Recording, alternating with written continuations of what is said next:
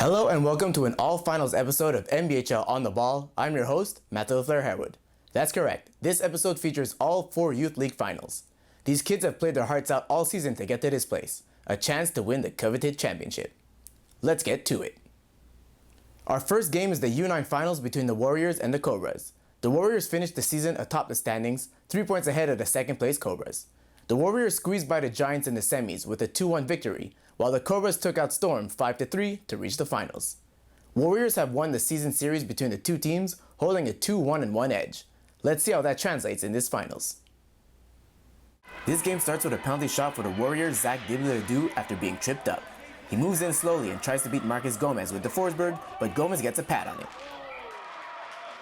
Dibley-Ledoux gets another crack at it with 9 minutes remaining in the first. Maxime Fortier intercepts the clearing attempt and finds number 8 by the side of the net for the nice tap-in. It's 1-0 Warriors. On the ensuing face-off, Patrick Fournier grabs the ball and pierces through everybody, but Gomez gets him with the poke check.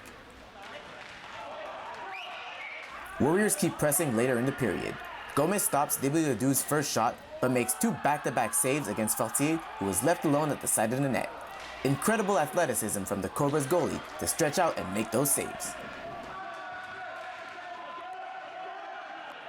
With just over 3 minutes remaining in the first, more great goaltending from Gomez. He makes the first save on Dibley-Ledoux once again before frustrating Fortier 2 more times on the rebound. These saves would prove to be huge with 2 minutes remaining. Noah Venturelli easily stops Nicolas Labropoulos' first shot, but he grabs his own rebound to tie the game at 1. Now early in the second period, Carter Nicholas shows off his speed to get past all Warriors players for the breakaway. He gets in close and chooses to shoot, beating Venturelli low glove side to give the Cobras the lead. With the score now 3-1 after Labropoulos' second goal of the night, Jeremy Barbeau picks up Nicholas' rebound and buries it into the open cage to give the Warriors a 3-goal lead. In case there was any hope of a comeback from the Warriors, Matteo Palladini makes sure to squash them with a beautiful goal, scoring the Cobras' 5th unanswered goal in the game. Cobras would hold down the fort and are crowned the U9 League champions for the summer 2015 season.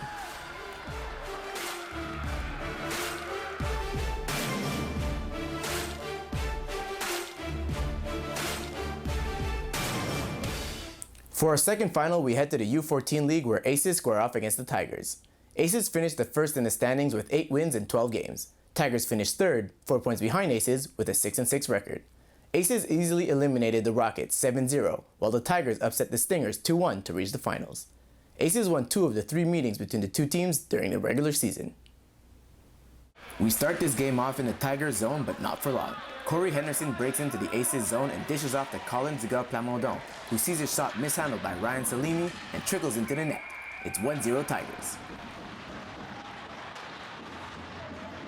Just past the 6-minute mark of the period, Josh Ohayon keeps the ball deep in the Tigers zone.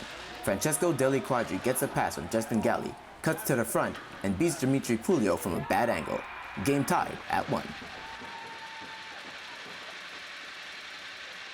Aces look to grab the lead with 5 minutes remaining. Andy Chiarcello is sent in alone against Pulio, but he can't pull the trigger on the move to his backhand. A great move that lacked a little bit of finish from the attacker. Now in the second period with Tigers attacking, Henderson gingerly comes down the right side boards. From a sharp angle, he manages to squeeze a shot under Salimi's right arm to give the Tigers back the 1-goal lead. Aces Connor DiChiro is awarded a penalty shot after a stick was thrown in his direction trying to break up a play. Number 39 dekes to his backhand with great speed and tucks it behind Pulio to tie the game 2-2. Slick hands. Later in the period, Ciarciello intercepts the ball at the blue line and finds Galli alone in the slot. The Tigers goalie makes the initial save, but Galli gets 2 more cracks at it and gives his team its first lead of the game with 16 minutes remaining. Tigers get a golden chance to tie the game moments later when Henderson is sprung in all alone against Salimi. He opts to shoot, but his shot goes right off the knob of Salimi's stick. The replay shows just how close it was to being a goal. With the goalie pulled for the extra attacker, Ciarciello has a chance to seal the game, but Justin Brunel slides in to make the save. The play continues back the other way.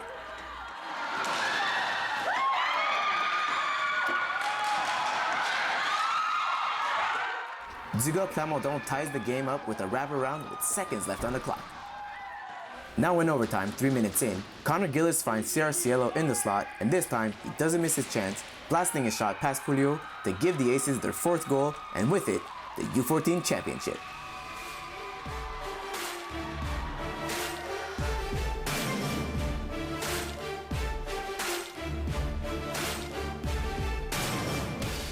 Our third game is the U12 Finals that sees the Braves going head-to-head with the Royals.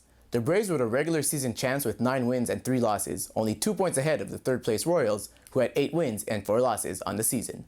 Braves handed Scorpions Jr. a 7-1 beating in the semis, while the Royals surprised the Dragons 6-5. Braves won the first 2 meetings between the teams this regular season, but was shut out in their most recent loss. We join in this game with only 2 minutes 30 gone in the first. Dave Mancini takes a shot from the boards that seemed to handcuff Leo Hashim, giving the Royals the early 1-0 lead. A shot that Hashim would definitely like to have back. Back at the other end, Braves look for the tying goal. Mark Farku does a good job to win his battle in the corner, getting the ball to Matthew Burkar in the slot for the one-timer, but Dylan Lorraine-Lloyd makes the save.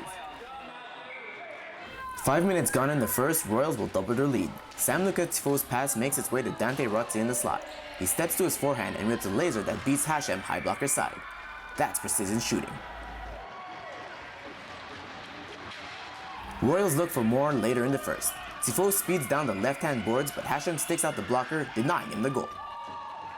Back at the other end, Mateo Plessia gets the ball at the blue line, cuts into the slot, but sends his shot straight into Lloyd's chest. Braves cut the lead in half before the end of the first. Robbie David sends the ball into the corner for Farku. Farku finds Luca Plessia in the slot, who snipes a wicked wrister high blocker for the Braves' first goal of the game. What a shot! Now in the second period, Tifo uses his speed again to break free from his defenders and makes a beautiful backhand pass to Ben Peretz, who one-timers it blocker side on Hashim to restore the Royals' 2-goal lead. Braves look to strike moments later. Breaking down on a 3-on-1, Ryan Campbell shoots, but Lloyd gloves it down. Shortly after that play, Mateo Plessia picks up the ball in the corner and heads behind the net. He looks for an option and decides to cut in front, tucking the ball between Lloyd's pad and the post. It's now 3-2 Royals with time remaining. Braves keep up the pressure in the dying moments of the game. David's shot from the top of the circle makes its way through traffic, but Lloyd tracks it and covers it up.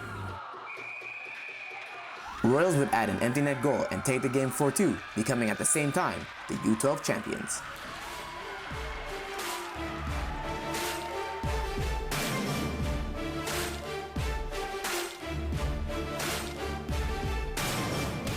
The fourth and final game is the U17 Finals between the Titans and the Sharks. Titans finished second in the league with a 5-4-3 record, while the Sharks finished last with 3 wins, 7 losses, and 2 ties. The Titans beat Fireboys 3-1 in the semis, while the Sharks beat Bears Jr. in the quarters before upsetting the 10-1-1 Dream Team with a 4-3 overtime win in the semis to reach the finals. We start this game off with Arneet Kalera attacking into the Titans zone. Tyler Shanks does a great job forcing him behind the net without even a shot. The battle continues and Titans goalie Jordan Daniel is forced to make 2 big saves against Matt Ellis and Giuliano Malizia. Moments later, Malizia strips Sam Momini of the ball at the blue line before feeding Sam Bird for the one-timer at the face-off circle that goes just wide. With the teams playing some 4-on-4 hockey, Sasha Frank holds the ball and waits for Mathieu Babineau to cut to the net, but the number 54 can't send the ball past Riley Mallon, who dives across to make the save. A goalled chance at the side of the net. Fast forward to 7 minutes remaining in the first. Frank passes to Jacob Dillon at the point, who gives it right back.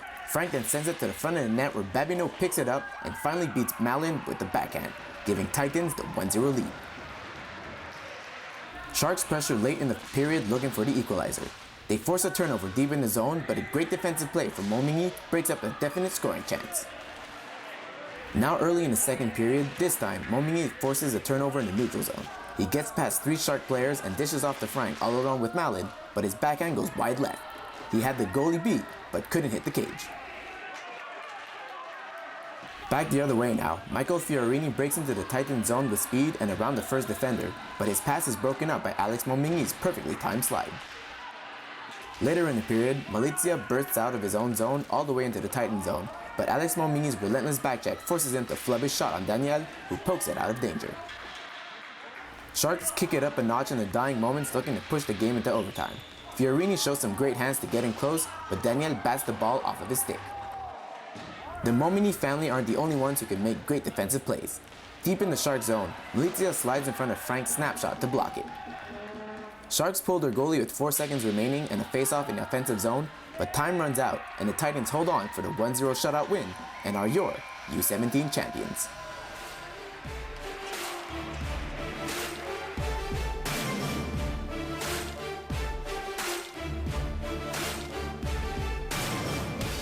And now for the highlight of the night. For that, we go back to Cobras versus Warriors. Goalie Marcus Gomez is forced to make 2 back-to-back saves against Maxime Fortier, who was left alone at the side of the net. This great play of athleticism from the Cobras goalie definitely merits to be the highlight of the night. That's it for this episode of MBHL On The Ball. Thank you for watching. I'd like to congratulate our 4 new youth champions and all the youth players for a fantastic display of talent they put on every week. Until next time, have yourselves a good one.